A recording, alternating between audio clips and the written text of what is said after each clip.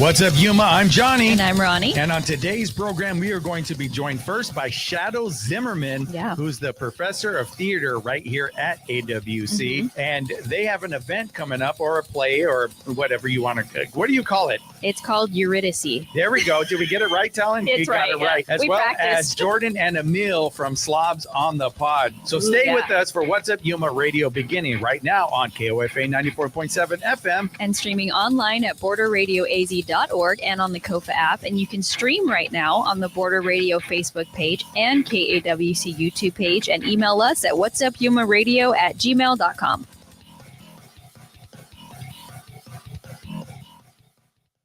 What's Up Yuma with Johnny Porter is sponsored by Yuma and Imperial Valley Wealth Management, offering solutions for those who value financial planning. YIVWM.com. Chili from Philly. Nick Papa Giorgio from Yuma. What's up, Yuma? Welcome to another episode of What's Up Yuma Radio. I'm Johnny. And I'm Ronnie. And Happy Friday. Yes, it is Friday. Thank God. Thank God, but Friday. We have to work tomorrow too. Oh, well, we'll be at the Chamber Expo Business Gala get together, signing autographs. You guys want your picture with us? Yeah, if you want to take your picture and get an autograph from me and Ronnie, we're going to be there for a few hours. Yeah, and we got stickers. We have stickers. We have hugs. Yes, we're going to be giving away. You spin the wheel, and if you land on hugs, you get a hug. From Johnny, though. From me, yes. And then there's also going to be a high five one on the wheel. I'll do that one. Yeah, that's Ronnie. That's as close as she wants to get to you guys. I don't like to touch. I don't know. But today we have somebody with a very cool name. Really cool name. And once he said that who he was named after, it kind of made sense, because I'm a fan of that person. So who couldn't be? But we are here with Shadow Zimmerman, who is the professor of theater here at Arizona Western College. Thank you for being with us. Of course. Thank you for having me. I'm happy to be here. Yes, and this is his born name. It is. Guys. We thought he might have changed it because you're a theater major. Yes. We're like, it's got to be like, ooh, on your face. And he's like, no, I was born as Shadow. Yes. It's not a stage name. Yeah, there you go. No. And when that would be okay. Yeah, exactly. If you're into theater, if you want a stage name, that's totally fine. Yep. You know, I was a rapper. I had plenty of different names throughout my Johnny Awesome. Yeah, Johnny Awesome was one of them. Yeah, First Person I was another one. First Person I. Yeah, I've had I've had a few of them throughout my years. But so you're on perfectly timed, and we were talking off air about the play that's coming up. It's Eurydice, right? It is. Yes. Eurydice. Yes, I got it right. Excellent I got it phonetically on my notepad right here. So I'm gonna, which has to do with the underworld or afterlife. Exactly. So it's perfectly timed for spooky season, which we learned was a happy accident. And who doesn't love happy accidents? But very timely. But let's get to know you a little bit, like we like to do before we get into all of that. Sounds great. Where are you from originally? And it's kind of interesting. Go ahead. Yeah, I originally I was born in Yuma. I was born in Arizona. My dad was a Marine stationed over at the MCAS, working on airplanes. So I lived here for the first couple of years of my life, but my family's all from southern Minnesota. I grew up in the middle of a cornfield back home. Moved there by the time my sister was born when I was about 2. So moved back there, lived there for most of my life. So you were like literally a couple years and then you're gone. Exactly. So you have no memory. Exactly. I do not remember it. I did when my birthday's on the 11th. So for my golden birthday, we drove back to Yuma and saw the town. And I remember seeing the house that I grew up in and being terribly underwhelmed. At first. I was like, oh my goodness, you're like, this is what is this spot in the middle of the desert? This is what I used my golden birthday for. But yeah, I'm really happy to be back. Really loving it. It feels a lot like home in some strange ways. So what was it like growing up in a cornfield? It was great. A lot of the perks that we've got here in Yuma. I grew up, four-wheeling, snowmobiling in the winters, riding bikes, going out into the woods, doing a lot of that sort of outdoorsy stuff. And it's really great that here in Yuma, I can drive a couple minutes and be out in the mountains or in the desert. It's really, really cool. The dunes. Exactly. Yeah. Okay. But just getting into a lot of trouble, more than anything, dumb Tell pranks me. in high school. Because there was is it a small town? Like, I grew up in like smaller than Yuma? Yes. My town was about 9,000 people. Okay. That's that is tiny. a small so town. like how many people in your graduating high school class? There were 147 of us. Yeah. Oh my Yes. gosh. Yes. I was thinking like 600. No. Yeah. We were the big school in the community. Wow. I had a friend who went to a school and she had a class of 6 people in her What? graduating class. Wow. That teacher had it on easy street, dude. She's like 6 kids Right. done. Very small. My first car was a Chevy Blazer that I bought for $200 from a friend in the town, and we used to do a lot of just dumb stuff, taking it off of jumps. And Oh my gosh, you're going muddy. crazy. Mhm. Exactly. Is cow tipping real? I have never gone cow tipping, but I think So- my parents have. So, okay, hold on. Oh, Johnny's got a story. No, He's all, but no, someone said cow. I've read about it. There's never been a case of cow tipping. That's Really? what Confirmed cow tipping? I've read a thing. There's never been. So It's not a it's thing. A myth. It's like this thing that just kind of got into our minds and our psyche. Well, from that and movie Tommy Boy. yeah, Oh. from Tommy Remember? Boy. Yeah, it's never. That's what I read recently. That's disappointing. Yeah, Well- there's never been it. Well, we got a chance to make it real then. I guess we can. Let's make a video.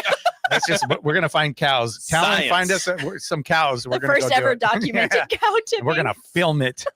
Okay, so back to you. Yeah. So Yeah. growing up in a small town. So Yes. the theater. Did you get into drama early on? I did. Like you're causing havoc on your spare time, and then Yeah, while it's- you're getting educated, you get into the drama club or something. I was voted most dramatic as my senior superlative. Whoa. Can you I tell think- us why? I think it was because I was an actor. Yes. Growing That up. would make That would- sense. There were other people I'm sure that were voted for that were a little bit more dramatic in the casual in the Oh, yes, like like the just typical drama sense? queens. Yeah. Yeah. Right. So you're not. But I won't make any comments. Okay. Okay, no names. No names. It's all anonymous Who's today. watching? Yes. This is worldwide. Yeah, exactly. Yeah, this is Oh all yeah, this is over. global. Yeah. You don't understand. Huge she might show. be listening. My fellow senior superlative. But yeah, I did. I got into the theater. My tiny little town had a local summer community production where Okay. kids from I don't even know, 2nd, 3rd grade or whatever it was up through high school could Yeah. come in and do summer productions. So I got started in 3rd, 4th grade, just acting in the summers. And Cool. 3rd and 4th grade. Yeah. Very cool. Yeah. Yeah. So what Um, about it did you love at that age? Yeah. Like just the rush of being on stage? I really liked attention. I was a bit of a naughty kid, and I think I was naughty. Were you a mostly middle to get- child? Naughty to get I was, attention. Yeah. I was a first kid, Oh. and my sister. So it's I think just had two it of pretty you? easy. There were just 2 of us. Okay, so she's the girl She is the and she's girl, the baby. and she's younger. So you got no attention. So I think I just needed to force it. I needed Yeah. to just get into trouble to force it, or beat up on my sister to force it. so But you yeah. love the stage. I really like the stage. I actually met one of my best friends my 2nd summer. We were doing an adaptation of Hercules, and he and I were 2 harpies, and we had to like hide behind a rock together for most of the play. So we would just sit back there and tell jokes. Mhm. But I met him, and we did it every summer together for the next Yeah. several years. Okay. The friends, the community. That's right. Any sort of really going. cool memories of those early years besides hiding behind a rock and telling jokes? When Like, what's I your was- favorite one? When that I was you- in 6th grade, 6th grade. I okay. got the lead role as Robin Hood. Ooh. Oh, That's big. in an wow. adaptation of Robin Hood, and I felt really cool about it. Yeah. But then I learned in high school a couple years later that I was only cast because I was the shortest person, and the maid Miriam, my love interest, was a very tall Okay. young girl, and they thought it was funny. Oh That my was it? gosh, that's cruel. But you still got the lead But role, I got the role, though. and You I got a couple You lead probably roles in high killed it. school. I did. I know it was. Yeah. I was clearly the. You got best the part of standing performance. ovation. Yeah. But I remember there was a scene where I was locked up and I did this stupid segment with some like rocks or something that I Mhm. found because I was like losing my mind.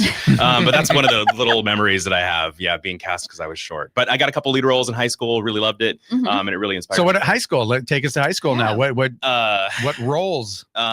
I don't remember. I was in Oklahoma, the Okay. musical, and I really did not like it. You didn't like Really? it. Did not like that No. musical. To this day, if you ask me what my least favorite play is, I'd probably say Oklahoma. I can say Okay. I've never seen it. It's not great. Why I don't did know you what it not is. like it? It's boring. He's all, what Yeah. is it? It's boring. I know That's Oklahoma's probably a why I've state. never seen it. I'm like, I've heard bad things. It's about country folk, doing their country folk thing. Yeah. Singing about a Surrey with the fringe on top. It's like two different love interests. I don't know. It's just not a great. It's not our thing. Old, I don't know. It's almost 100 years old. Did you guys ever do Romeo and Juliet? We did not do Shakespeare until the year or two after I graduated. My sister was in a production of Midsummer Night's Dream. Okay. But I do not envy high school directors that try to do Shakespeare. It's a tough one. Yes. You mean like the lines, maybe? Yeah, just the language of it. It's really tough. Even people in college and professional actors have a hard time with Shakespeare. Okay. So in high school though, so which one was your favorite then? I did Our Town as a senior. And I was George, the main character at the center of it.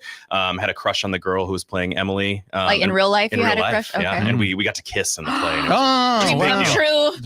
And we started dating for a few years. Did you? It worked out. You wooed her on stage. Yeah. With my old-fashioned baseball drinking soda and shakes through one straw. Yeah. I love it.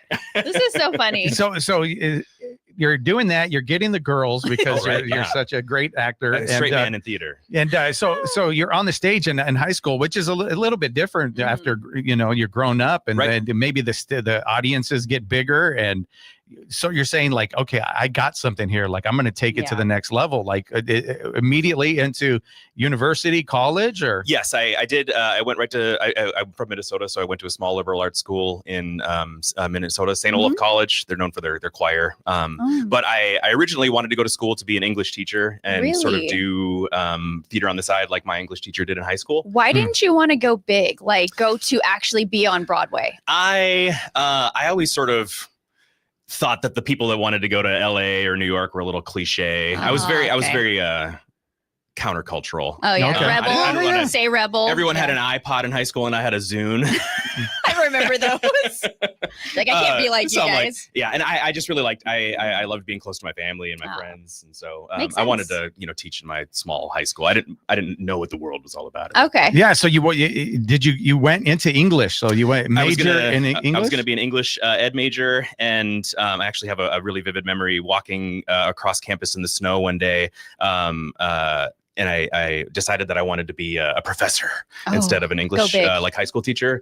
College, it's just great. The environment is great. The fact that students choose to come here is a really powerful thing. Sure. My sister works in early. She's a second, third grade media ed instructor, and I tell her every time I see her that her job is so much harder than mine. And I really love working with the students on that sort of higher level. And I was just inspired. So I was a theater and an ancient studies major in college. Ancient studies. I love ancient like old Greek stuff. Okay. Oh, okay. Exactly. And mythology. Yeah, I took we read part of the Odyssey in 9th grade. I love that book. Right. I was infatuated. It's like the only one I enjoyed in high school. We had to read so many books. That's the only one I actually paid attention to. I love that. And my senior year of high school, I was taking an AP English class, and it was the spring, and we had one more reading assignment, and we had a list of required reading choices, and I went up to the teacher and I'm like, level with me here. We've got a month left until I graduate. What is the shortest reading on this list? And he said, Oedipus Rex, Oedipus the King, this ancient Greek tragedy. It's 60 pages long. And I went home and I read it. And I'm like, oh, fine. I'll do this last reading. And I had one of those like banana rocking chairs. And I remember sitting on my chair in my bedroom, just like flipping through the pages. I'm like, this is the coolest thing I've ever read. And so I was pretty inspired. You were hooked. I got to study abroad in Greece. Wow. Got to go, study. Okay, so like what point? Sorry, I'm really jumping. No, that's fine. So it's great. How did that come about? Yeah, so when I was, I had that inspiration moment in college and sort of switched my major to theater and had an extra open major or minor slot, and I'm like, I love this old stuff. Why not throw on a second ancient studies major? Why not? I don't need to learn Latin. I only need to learn Greek. The classicists have to learn both, and I thought that was too hard. Yes, I wouldn't want to. Latin's hard. Greek is hard enough. I don't even know anything but English, so you're awesome. Yeah, I know German pretty well. I took that in high school and passed out of that in college as my language requirement. But then I went back into Greek. I just really love those old stories. I love that sort of ancient Greek culture. And my university was really all about studying abroad. I think something like 3/4 of students studied abroad at that point in time. So I knew that I was going to do something. And I thought, hey, I could go to Greece and study this stuff. So it all was sort of interlinked in my head. The interest, the possibility of having a semester in Europe to do what I wanted to do. And so it was one semester. It was just a semester. Where'd you stay? It was a program called College Year in Athens. Okay. It's a program in Athens that's they take a bunch of university students from all around the country, around the world, English-speaking universities, and then they stay at apartments in Athens around the city and take classes. They've got a school building, but then I took classes up on the Acropolis. Wow. Around. So what was it like when you got there? This place that you've kind of had this interest in for so long. It was amazing. Okay. The classroom, there's a balcony on the classroom building, and you can see the Acropolis. And walking around the Acropolis or walking on the Theater of Dionysus, all of the stuff that I had studied for so long, it was really incredible. That's neat. And plus, it's just awesome. You're 20, 21 years old. Out of the country, away from everything. It was deeply inspirational. And I got to take, 4 classes for the first time, just studying stuff that I really wanted to. And that has really fueled me for a long time here. Wow. Wow. Very, very cool. That is really neat. We're going to take a quick break and we're going to come back come back and talk about how you ended up here back in the States and then now here at AWC. We're going to do that after a short break. You're listening to What's Up Yuma Radio right here on 94.7 KOFA Border Radio.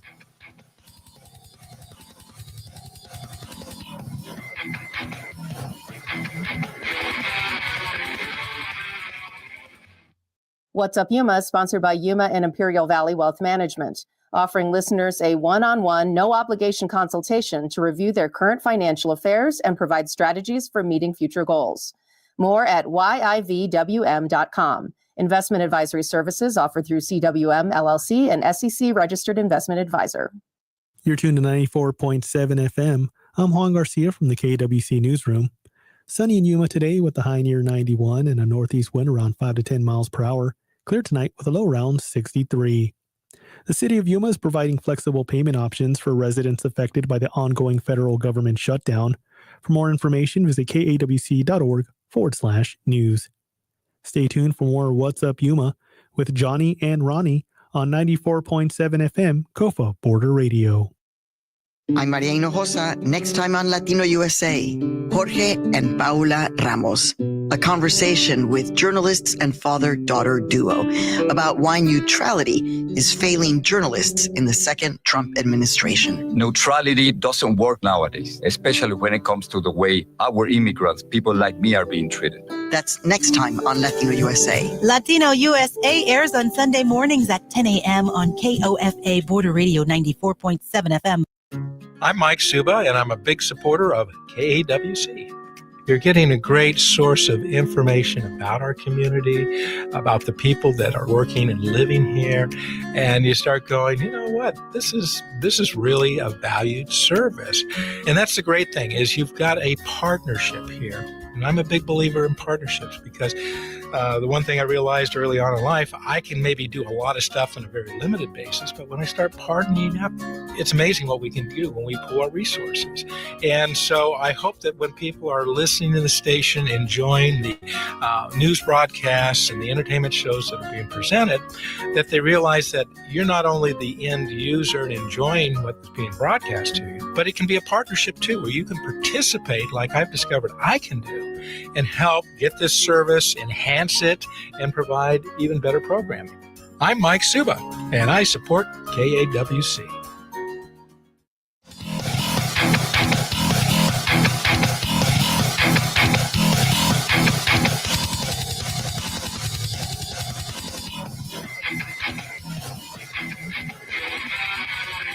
What's up, Yuma? Welcome back to What's Up Yuma Radio. We are here talking to Shadow Zimmerman, and we're talking everything theater. And he got to go to one of his favorite locations, something that he read about and learned a lot about, Greece. And you did one semester. You came back here. Yeah. And now you're here in Yuma. So can you tell us how'd you end up back here in Yuma? Yeah, I was in school for a long time. I decided that I wanted to teach. And so I knew that I needed a terminal degree of some sort. Thought about getting an MFA for a while and then decided I would just go all the way in and got a PhD. So I went to did my master's work at UC Santa Cruz and then spent 5 years up in Seattle. You're a doctor? I am a doctor. Wow. We're always in such awe of doctors. Now I feel horrible for not introducing you as Dr.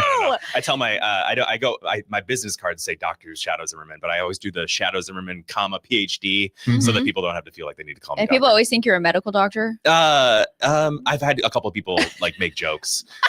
Well, yeah, Ronnie has something on her arm she wants you to look at. That's been bothering her. My arm might fall off. I'm not worried about it. So you got your PhD? Yeah. So I went to school, and then I got a job actually up in Flagstaff, NAU, for my first real job out of school. Worked there, and then I've been sort of bouncing around to a couple different places. I worked up at NAU. I worked at a community college over in Long Beach, and then I worked at Pomona College, just outside of LA, for the last year. And then saw this posting in my old hometown, and I'm like, what are the odds? Yeah. Little old Yuma, Arizona. And were you not liking where you were? I did, but I was on a couple of the academic world is a little crazy. It's hard even to find a permanent year-long position. A lot of folks are adjuncting. And anyway, that's so there's that, and then these cities are a little bit larger, right? Yeah. Than what you're used to, because you come from a smaller place, and so you probably saw like Yuma. Okay, heck yeah, I know that's a little bit smaller. The pace. I used to slower. drive many hours some days to get to work in LA. My commute is like 6 minutes. It was amazing. I was like, I got to be here at 9:30. I think I left my house at 9:21 this morning.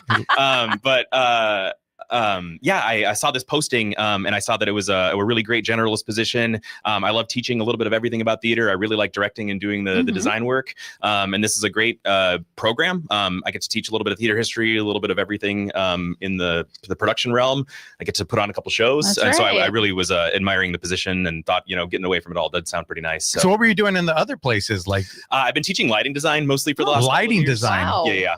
I was teaching theater history up at NAU. I've been working as a lighting designer. When I got to college, I got student work opportunities, and I applied for a job in the theater department, and they said, well, the only one that you have is available is in the lighting crew. And I'm like, I don't know anything about this, but I'll give it a shot. I fell in love with it. A friend of mine had been working in the department for a year before me, and sort of was like, hey, you should consider not just doing the rigging and the electrical work, but doing the design stuff. Oh, cool. So I started doing that as a sophomore and did it for a bunch of shows, and I've done it professionally for almost 20 years. So there's a whole science behind it, or there's some science, there's some math, there's a lot of computer programming to like control the board, but it's a lot of artistry, color theory, too. Okay, what colors go well together, what colors achieve this, the emotional that emotion, because like that's a big part of it, right? You got to set the scene, not just the actors. That's your role too. I really like that. Yeah, so come check out the lighting. Yes, he's like, I did it all. So on this one, the one that's coming up, you did the lighting. Yes, I've got a couple great students who have been helping me out in terms of doing the electrical work and a little bit of the design work, but I've taken that on mostly. I got a really great part-timer in the department. Michael Kennedy works to do a lot of the set design.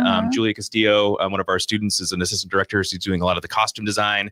Got students doing some great makeup design, but I'm taking on the projecting and the lighting. So when did you move to Yuma? August 1st. Of this year. Wow. Yes. You're a newbie. I am a newbie. How are you liking it? I thought I was going to melt to death. August is like the worst time. I moved at the heart of it. I think it was 117 degrees the day that I moved here. You're like, this was a mistake. My air conditioning wasn't working properly. I think it was like 90 degrees in my house. Oh no! And I'm like, I literally might die here. But it all worked out by the second day, and so by now, the first day that it was in the 70s, I was like, oh my god, I've died and gone to heaven. Yeah, it's nice when it's like that. It's like, oh yay! It's so we go through the summers here, and then like we get to fall, and it's like, okay, it's all worth it at that point. Exactly. It's like it's beautiful here until about June again, and then it's that absolute misery was worth it. Yeah. It's like almost dying and having heat stroke is worth it for the great for the rewards we get where you can just enjoy the outside. So you move here, you start working. How's it going? I really love it. The community here is great. AWPC's got a lot of really good support systems. Yuma's actually got a really great theater scene for a relatively small city. Lots of theater going on. It was actually hard to find a weekend in October that we could put out on the show because there's Rocky Horror Picture Shows going on right now. Matilda was just happening. A bunch of high schools are doing other shows. So we had to pick sort of the one weekend when there wasn't a play happening. Do you also like support the everything else that's going on? Do you try to do that? Or? I am just getting new to the community, but I've been introduced to a lot of the other theater makers in the community, and I'm mostly trying to keep my head above water. Okay, just trying to learn exactly. the layout of the land. You know, Chris Druick, he was one of our guests. Well, he's the Yuma community. Yeah, he does a set design and stuff for them. I know a couple of folks over at YCT, and some of our students. You guys have the same exact energy. You would be besties. I'll have to check it out. Yeah. Well, thank you, Chris. Chris, if you want to hang out. He's a photographer too, right? Yeah. Like he's a videographer. Yes, he's sorry, that was probably an insult. But there's a lot of great art going on, and I've been introduced. Thankfully, the previous professor in the position has introduced me to a lot of folks in town. So I'm hoping to continue working on those connections. So was this play your idea? Yes. I'm excited to include the students more in the sort of the season production choice process, but we're in terms of theater history, everyone in my theater history classes that comes through the show. So we're talking about, ancient early modern theater history. And I was thinking about some early modern farces. Tartuffe by Moliere is a really funny play that we just read in class, but I have worked on this play before and I've read it and I really loved it. And so I thought about it. And I'm like, this is an ancient Greek adaptation. It's a really beautiful play. It sort of ties in with that moment. Can you give me like a quick, what is it about? Yes. Eurydice. Johnny said the underworld. Exactly. It's mostly set in the underworld. It's an adaptation of the Orpheus and Eurydice myth. Okay. So Orpheus is the world's greatest musician in ancient Greek society. And his wife, Eurydice, is taken to the underworld by Hades. In this is a contemporary adaptation. So she dies on her wedding day. Oh no. And is taken to the underworld. She's dipped into the river Styx in an elevator that rains and sort of forgets her memories and encounters her father in the underworld who's passed some time ago. And the two of them learn who each other are, sort of reconnect themselves. And then ultimately Orpheus does make the journey down to the underworld to try to bring her back home. Okay. Don't spoil it. Yeah. If any of you know the story, you already know. I'm like, nope. But yeah, come see. Oh. Yeah. So you've been here since August. So how long have you guys been putting this together, this particular play? Yeah. When did that start? I had about a week to figure out what play I wanted to do. And then we had rehearsals the second week of the semester. And we've been auditions. Did I say rehearsals? We had auditions second week in the semester. And then we started rehearsals about 2 months ago. Okay. August. So you picked the actors? Yep. We had a casting process. We had a lot of really great people here in the community. So how many? That's cool. There's 7 folks in the cast. And I wasn't sure getting into the new position how many folks I should expect, but we had 24, 25, 30 people come out. Okay. So next semester we'll have a much bigger cast. But still, you still had to cut people off. And I think when I think about it, it's like I would rather do something smaller with 7, something manageable for your first when you dip in your toes in it. Managing schedules. So it's definitely helpful. And then I look forward to giving more opportunities because we had a lot of great people come out, and it was very difficult, especially in the callback process. To be able to pick them. Pick who exactly was there some that were really, really difficult? Like there were some whoa. Yeah. I mean, we had like 5 or 6 great women out for Eurydice. We had a lot of great, fathers show up. We had some great Orpheuses. So, but especially Eurydice. I don't envy you. I'd be like, I'm so sorry. And then you got to break hearts. That's what I mean. And I'd be like, I'm so sorry. You're not just like you're fired. She's like, I was never hired. Don't ever come back. So you just give the thumbs down, like. But thankfully, we've had a lot of people who did audition who have come back in as assistant directors, designers, stage hands, or they went and cried, people. Came back. Yeah, the little bit of heartbreak. But. So the casting, who is the cast? Did everybody in town could go on? Anybody in town can audition. We had a couple. So of you don't have to be a student. You do not have to be a student. Okay. Wow. This play could have had a couple of older folks audition, but I decided that I really wanted to keep it mostly for the college community, just to sort of understand. Like I wanted to know who our students were. Before I met the community a little bit more. But anyone's welcome to come and audition. We did have a couple of local high schoolers come and audition. Oh, how fun. But certainly in the future, when we've got more age diverse shows, we really hope to get members of the community involved. Wow. So how did you put that out? We've got a Facebook page. We've got an Instagram page.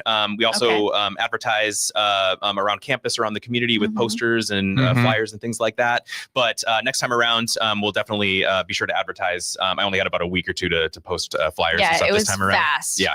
But we'll be well ahead of the curve. When does that process happen? Usually at about the beginning of the semesters. So right about the beginning of January, we'll be So casting. next semester, you're going to come on the show and you're going to do a casting Are you already call. We're going to open it up. Like, I have started weighing the next production that we might be doing. do we get an exclusive?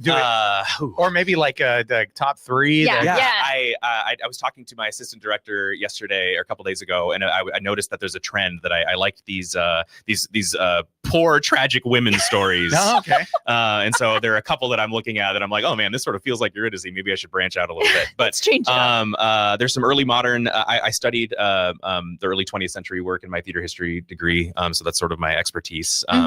Sophie Treadwell's got a really great play, Machinal. Okay. There's some really great other plays about women from that period. Trifles by Susan Glaspell is a short one that people do. Okay.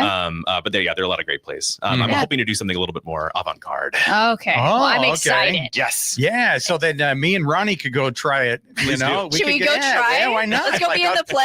I'll do a casting call. I'll go over there. Yeah. Like, why not? I said I'd be a tree. Yeah. You'd be a great tree. Yeah. She's an I'll be a excellent flower. tree. I'll stand. Yeah. Well, I'm super excited for you. Thank you very much. This is I'm gonna be also fun. excited. Yeah. Yeah. So tell everybody when, where, and how to find out more information and get those tickets. Yeah. So we do have a Facebook page. AWC Theater is the name of the Facebook page. And we've been advertising an event and a couple of posts on that page. But our show is running next week. Wednesday, we have a preview performance, October 29th. But otherwise, we open the 30th through the 2nd with shows in the AWC Theater. It's the great big mural building right across from the gym. Performances at 7:30, except for the November 2nd performance is at 2 p.m. House opens 30 minutes before. So okay, you have to here, and let me see. I'm going to find it. Yeah. My buddy Troy, you got to find something that he could be in. That's the next thing. Troy Love, he loves theater. I'm calling him out right now. So if he's watching, Troy, he needs to be in your next thing. He'll be. Yes. Yeah, he's great.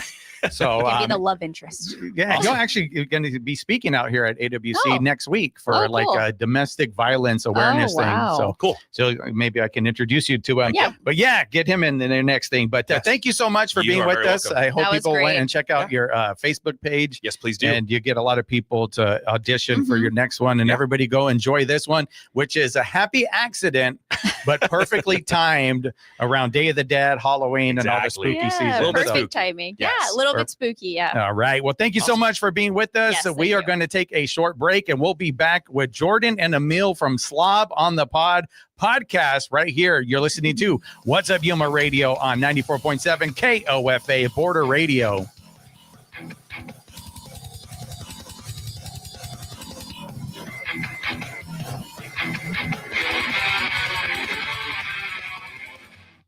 What's Up Yuma is sponsored by Sunrise Cleaning, serving the Yuma area's residential and commercial cleaning needs. Sunrise exclusively uses eco-friendly cleaning products and provides specialty services such as solar panel cleaning and pressure washing. More information and appointment booking at sunrisecleaningaz.com. Do you have an old cemetery in town off the beaten path? The creepier, the better. This week, Halloween comes to the Retro Cocktail Hour. I'm Daryl Brogdon. Join me for a night of monster pop, obscure TV tunes, and trailers for cheesy monster movies. It's the Retro Cocktail Hour Halloween Spooktacular. Saturday evening from 7 to 9 on Border Radio KOFA. For KAWC News in Yuma, I'm Victor Calderon. It's been more than 3 weeks since the federal government shutdown began. KAWC spoke with Democratic U.S. Senator Ruben Gallego on Thursday, as both Republicans and Democrats are dug in with no end in sight. Senator Gallego said he sees it as a fight to protect health care for Arizonans and Americans. That 24 million Americans, about 500,000 Arizonans, are potentially going to have their insurance premiums double. And a lot of people will start seeing it November 1st. If we don't do something. This is why we've been very insistent with our Republican friends across the aisle, like, hey, we can work this out. We can fund the government and at the same time making sure that insurance premiums stay low. Senator Gallego said he sees an end to the shutdown soon, but only if people get to keep their affordable health insurance. Stay tuned to KAWC to hear more from our interview with Senator Gallego. For KAWC News in Yuma, I'm Victor Calderon. Hear the rhythm. Feel the beat. Let your curiosity run away on the Latin Alternative. Hi, I'm Josh Norrick. Every episode of the Latin Alternative takes you on a thrilling rendezvous of sonic and exotic landscapes in Latin rock, funk, hip-hop, electronic, and tropical music. Join me and my co-host Ernesto Lechner on the Latin Alternative. Monday evening at 7 on KOFA Border Radio 94.7 FM. I'm Chris Wheeler, owner of Prison Hill Brewing Company. I support KAWC because I think KAWC brings a service to the community that you don't get on commercial radio. You have news, you have entertainment, you have things like Science Friday. It's a perspective that is not available on a commercial platform, and it's oriented towards the community, for the community, and from within the community.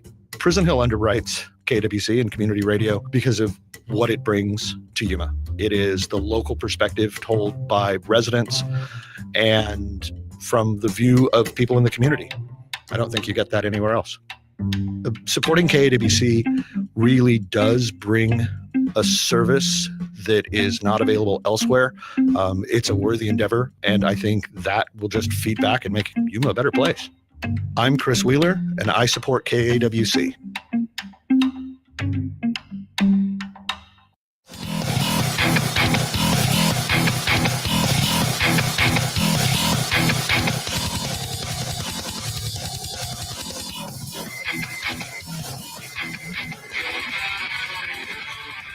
What's up, Yuma? Welcome back to What's Up, Yuma Radio. We are here joined now by Jordan and Emil from Slobs On The Pod podcast. Yay. And they're clapping for themselves.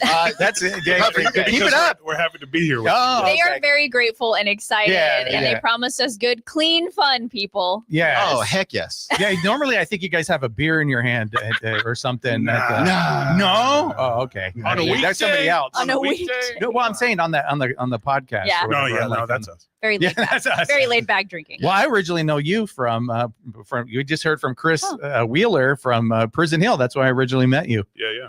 And you were a brewer of the beer. Oh. I've had this problem for a long time. Like a drinking problem or what? No, I'm just that's kidding. Surrounded by beer. Okay. Yeah, and we ended up doing a really back when I was doing the social media for him, and we did a really cool social media thing back when we would do like the TikTok before TikTok, you kind of do some whatever's trending, and it really blew up. And he was a great actor for it. That was perfect. I'll have to go look it up. Yeah, it was really cool. Too. But he's lost. He didn't even know. They're best he doesn't friends. know. That's like our claim to fame together. The Girl Scout. The Girl Scout one. Yeah, it was the Girl Scout beer. We'll Google it. Yeah, you got to look it up. Okay. But anyway, how did you first meet each other? And was it you both, I think, maybe aspiring comedians? Is that? Yeah, it was. I mean, obviously, it was love at first sight. Yeah. How could you not? I mean, the big shiny head of us, you know. But no, yeah, we actually met at doing open mic at what was it? Brewers? It was Brewers. Shout out Brewers. Sorry. Airport. Yeah, upstairs. Oh. Yeah, they were putting on like weekly. Was it weekly or monthly? Weekly Open mics. Okay. And the ones that Cody was doing, or was somebody else? Yeah. Okay. And yeah, obviously he showed up, and from the start at the time, it was still like my first time doing stand-up. So, I mean, not that I was good or anything, but like when he went up, I was like, that guy's really funny. And at the time I had the podcast and I was doing it by myself. Okay. I was like, kind of it was just Slob on the Pod or what? Yes. Yeah. Oh, okay. There was no S. Single slob. We went back and forth. And actually, I was telling him, I was like, I could put the S. Like, I think it'd be cool because it kind of is you now that there's two of us. He was like, nah, humble Emil. And he's like, nah, it's your thing, keep it. And I'm like, I'm going to add the S. Yeah. So yeah, he's the S on the slot. Okay. Yeah. He's the one letter I'm not at humble. the end. I just don't like you. No, I just don't want to be associated with that. Yeah.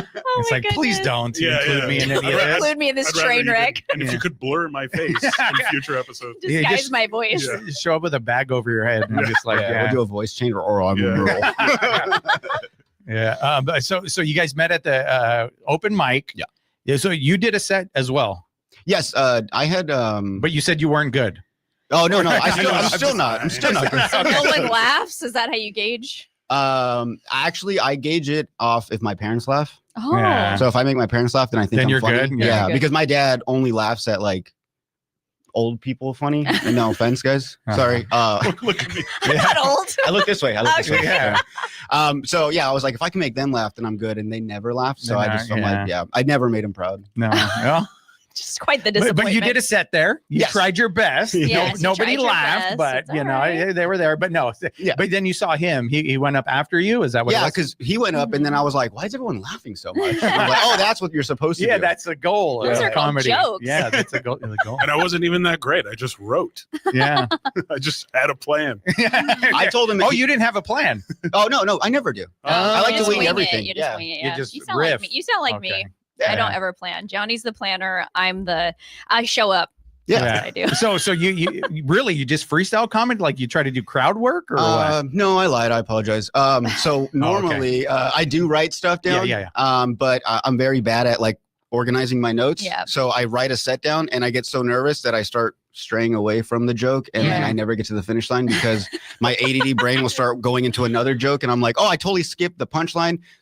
Yeah, because they're like intro. 5 jokes and so they're behind. waiting. People are just waiting. Like, all right. Where's the end to that joke? I remember one time I was getting so excited and nervous that I was up on stage at the Crest actually, and someone in the very front, I was like speaking so fast and moving so much.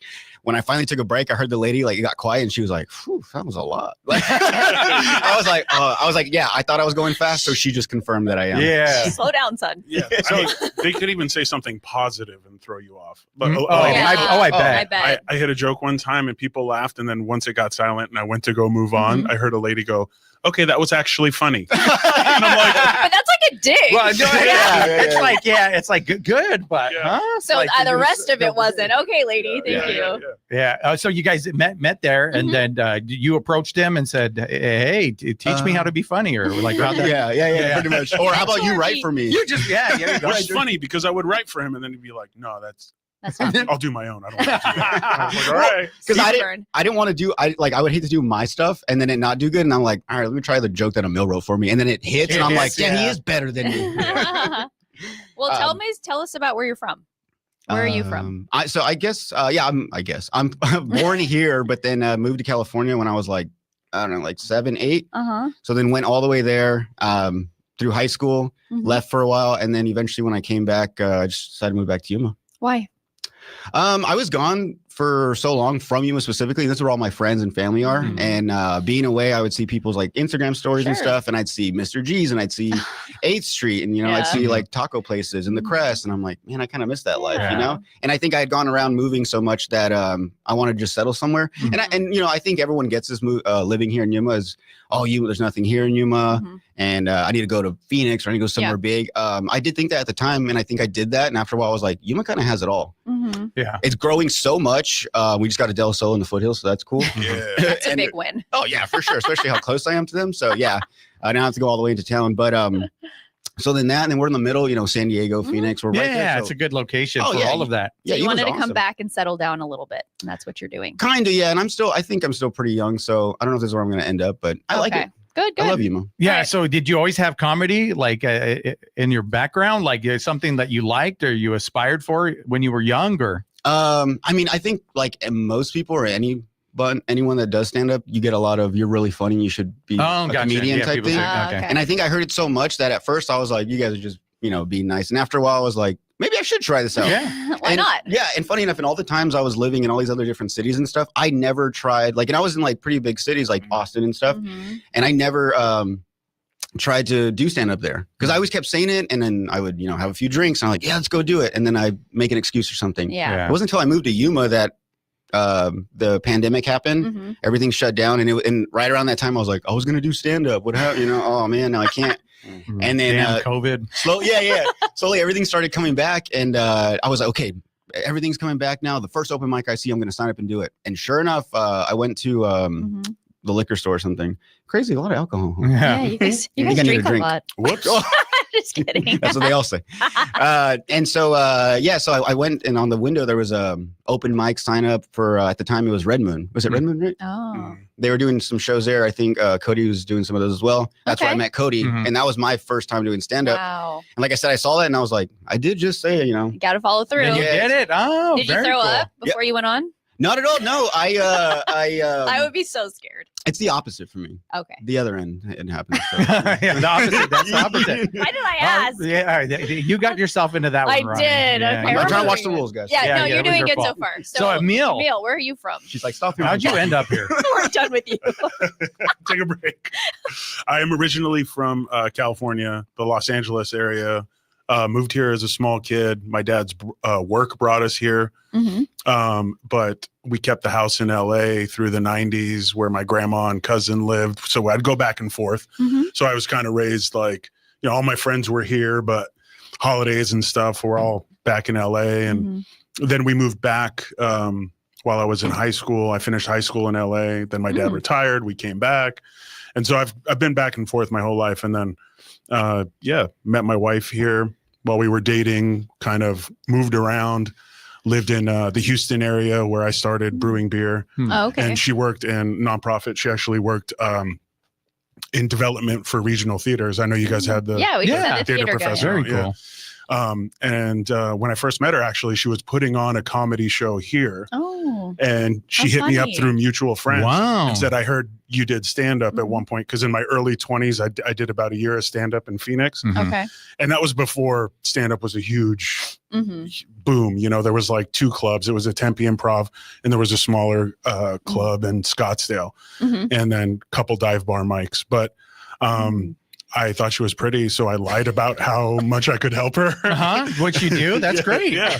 And then, we went to Houston. She pursued theater. I got into brewing. We were in LA for a while just to be back while we started our family. And then once our kids were born, it was time to come back. So, So the comedy, was that something early on too? Or is it just like you're in Phoenix looking for something to do? Or? No, for me, it's been very similar where, people think you're funny but for me it came about in school a lot. I was very disruptive. I was for sure undiagnosed ADHD, 90s kid. And I was lucky enough to have teachers that, some hated it, but some facilitated that creative bug they saw. And I feel like freshman year in high school, excuse me, I was told by a teacher, if you stop talking, I'll give you 5 minutes at the end to just kind of tell stories to everyone. And it worked. I would look forward to that. And Are you serious? Yeah, That's like your debut. Yeah. Or I was just I didn't pursue it or anything after that, but I did definitely lean into that, telling jokes. And then I remember as a teenager, early 20s, you're going out with friends and I'd be, in the shower. I had hair, so I was shampooing my hair, and I would be thinking, for everybody watching, he was doing this with his hands. Pretend there's. He's going to his bald head, pretending like he was shampooing it, rubbing his thoughts. So you're shampooing. I would be going over, bits ideas that I had that were funny and things that I could say at the party later, and I would I basically treat it like a show. That's writing the jokes, right? That's it. Yeah. And then when I'd bomb, I'd be at home alone later and just that was terrible. Oh. Yeah, I have a friend that's a comedian, and now he's doing this corporate stuff. So he does events and team building stuff for corporations. But he told me to be a comedian, you have to bomb a lot. Yeah, I'm sure. He says you just go and you bomb and you bomb and you bomb and you bomb and you bomb, and for years he would just find every little open mic, anything, just to go and bomb. And then finally it's okay, now I'm funny. Yeah. And that's what made it so hard being a part of this emerging comedy scene the last couple of years, is because we'd find a spot, it'd be going good. And like you said, we're all working stuff out. So we're showing up with some concepts that are not polished and saying some things we probably won't say next time. And then, you rub a little audience wrong a couple weeks in a row, you're probably going to get asked not to come back. You got to go find a new just roaming around. Yeah. It definitely takes guts, though. Yes. It definitely, you guys are brave. People have told me I'm funny, but that'd be terrifying for me just to be solo on a mic in front of all the people. That's just there's a big difference with being here with cameras live. No one's staring at us, you know. I've hosted events and been part of the act is coming up. I could do that, but just be up there and telling a joke. Ooh, that's not for me. Yeah, that takes a lot. But we're gonna take a quick break and we're gonna come back and we're gonna ask them more about their podcast and future dreams. We're going to do that after this quick break. You're listening to What's Up Yuma Radio right here on 94.7 KOFA Border Radio.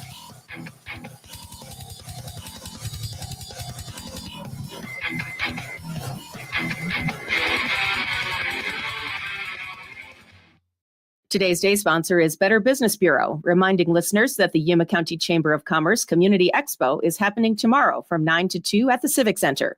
Better Business Bureau will be one of 70 community vendors at the expo, which will feature activities for all ages and prize giveaways. Learn more from the Better Business Bureau at the event and at bbb.org.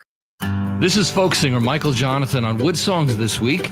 Jubilee Young continues the outlaw country legacy of his father, Steve Young, who wrote Seven Bridges Road for the Eagles, plus powerhouse voice of Imogen Clark from Australia, plus an amazing trio of Wood Songs kids. All this and more on the Wood Songs Old Time Radio Hour. Tuesday evening at 7 on KOFA Border Radio 94.7 FM. Prison Hill Brewing Company will host its 4th annual Pupaween Dog Costume Contest in support of the Humane Society of Yuma on October 26th. The event, happening on the brewing patio, will be an afternoon of tricks and treats, the gala costume contest, and prizes. More information is available by finding Prison Hill Brewing Company on Facebook.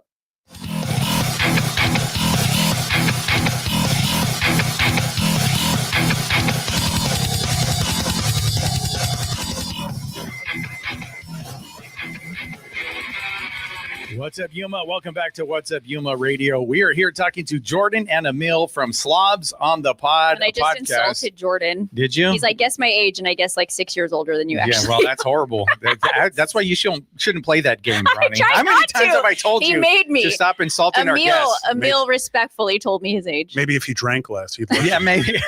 What's going on here? Yeah. You guys do. No, you need let's help. not team up on him, guys. Let's be fair. Let's be fair. I'm used to So okay, we talked about it. Comedy. So open mics. What was the first actual show you did? Like, and I know Cody has 928 Comedy. Mm-hmm. So was that the first introduction to? Because that's at the Crest typically, right? Yeah. Yeah. I got lucky enough that I started out pretty early. I want to say like around that time, like the little comedy scene started happening in Yuma. Mm-hmm. We were all a part of that. So I had been doing it. And once I got into it, every time there was a show, I was always signing up. So I was pretty constant with it for like a good year. And so right around that time, I think that's when Cody was going to start putting on shows at the Crest. Mm-hmm. And he wanted one, out of towner, like someone pretty well known in the comedy scene, as well as everyone before to be local people. Local. Yeah. And so most of the time those shows I would get invited on because he was like, well, you have been, practicing more. And he, I assume he's like, you got some potential. So let's put you on there on a big show. Yeah, he's like, I see progress. Yeah. And so, I was lucky enough to get put on the first one I think they had out The very here. first one, huh? I think it was. Okay. Yeah. I don't remember who it was. Perez. George Perez. It was. Yeah. Oh, wow. From LA. Mm-hmm.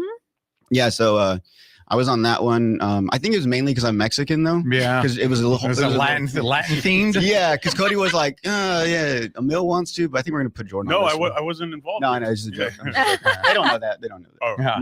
Oh. Yeah. You could lie on here. Nobody knows. Yeah. There's no fact checker. We No, believe but you. so you did the first one, and then how'd that go? Terrible. Terrible. Oh. Good. Yeah, Right? no. Because that's what you're supposed to. You got a bomb. That's what the guy told me. Yes, but no, because at that point, like the first few times I was going up on stage, I was just proud of myself for getting up there. Yeah, I was like, absolutely. I don't have to be funny. I'm just glad I'm up there. I'm saying something. I wrote stuff down. Yeah.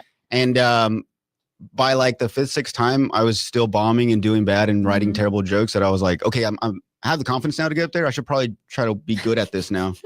So by then, by the time that Crest show came, I still wasn't top notch. So no, I guess it wasn't okay to bomb. It wasn't okay to bomb. Yeah. After I think. after 5, it's not. No, okay. no. You I'm got just to bomb kidding. a lot. That's what he told me. Yeah, I'm gonna stick with it. And it was a year of doing it, but I mean, at the same time, like with that show, like I said, I should have treated it more as like a show, because people pay to come out here. Gotcha. Sure. Okay. People pay for babysitters.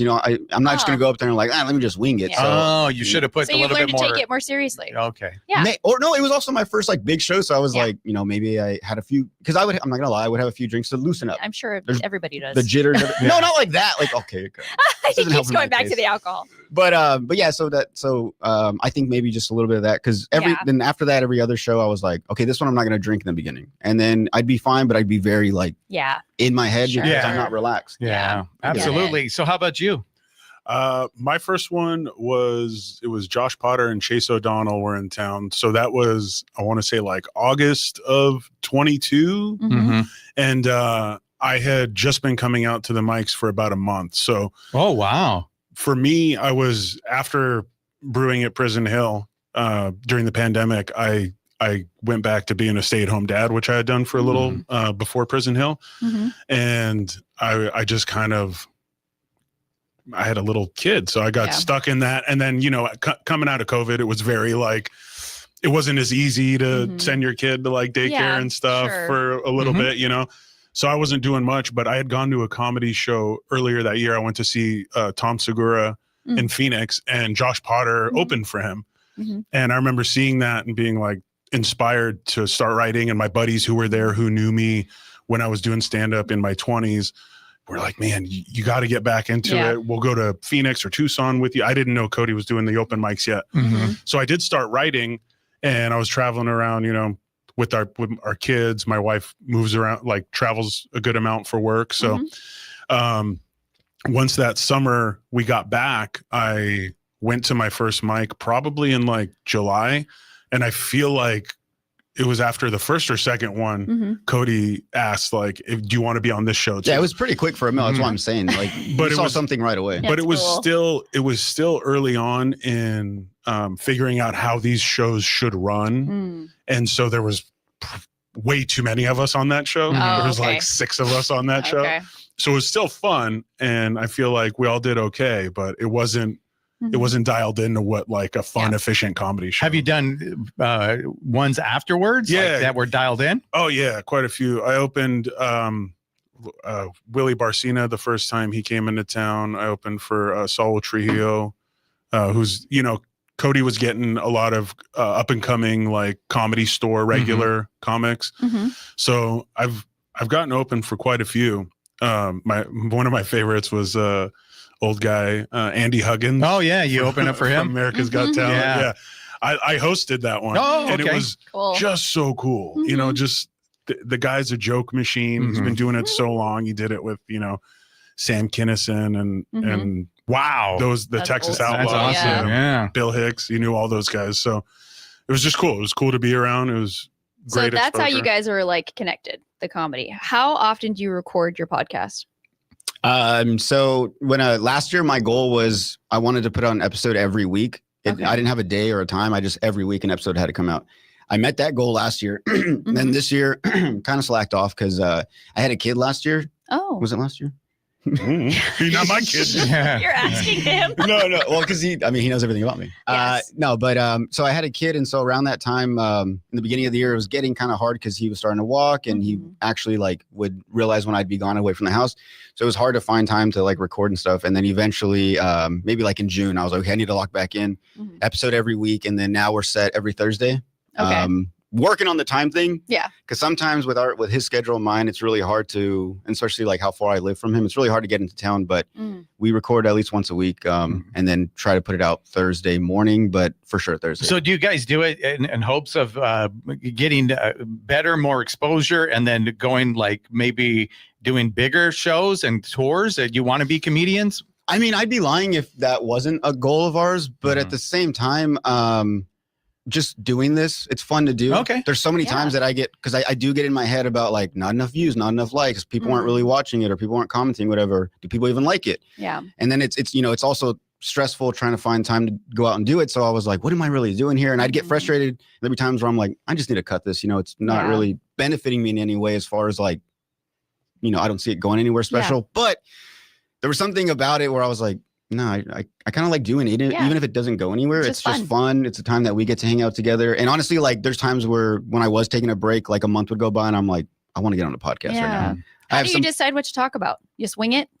So no, so actually I joke about that, but I'm the planner when it comes, I guess, to the podcast. I come up with the notes, any segments and stuff we have. And it's pretty much just throughout the week. I have a note on my phone where constantly any random thoughts that pop in my head, I put them on my notes. And then maybe the day before I'll go through them, put them on a paper or put them on my phone and then just go through notes like that. I mean, we start off the podcast winging it. How you doing? What you been up to? Because we usually don't really hang out or talk. And so You're strangers. It's really weird. As much as you think, we only hang out for the podcast. Yeah, and I you think guys have lives. That's how it goes. We don't hang out. We don't hang out. Yeah. Oh, I didn't expect you guys to. I don't even say hi to her I when I see actually her on block public. his number. Yeah. Like when we're not here, Like, I block him. I just walk in like this. You know? It's true. He's not nice. But so Cody moves. So are there still going to be open mics, or like are you guys going to do something, or we haven't been doing comedy.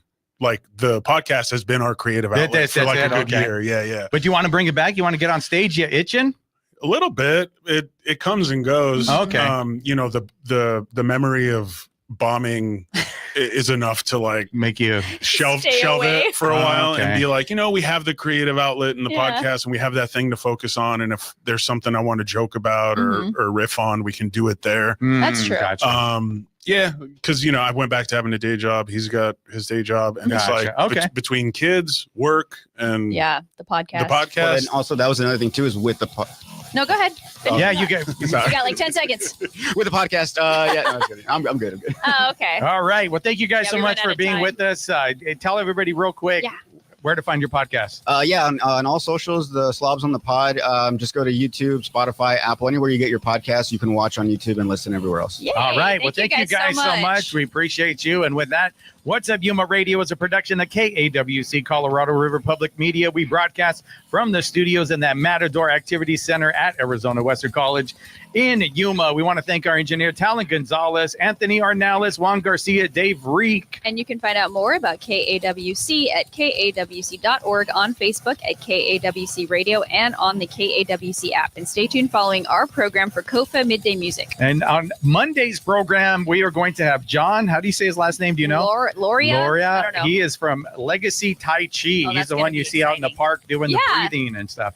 And you can listen to the podcast version anytime at kawc.org/podcast/What's Up Yuma Radio, and email us at whatsupyumaradio@gmail.com, and come see us tomorrow at the Civic Center. Yes, we're going to be over there for the expo for the Chamber of Commerce.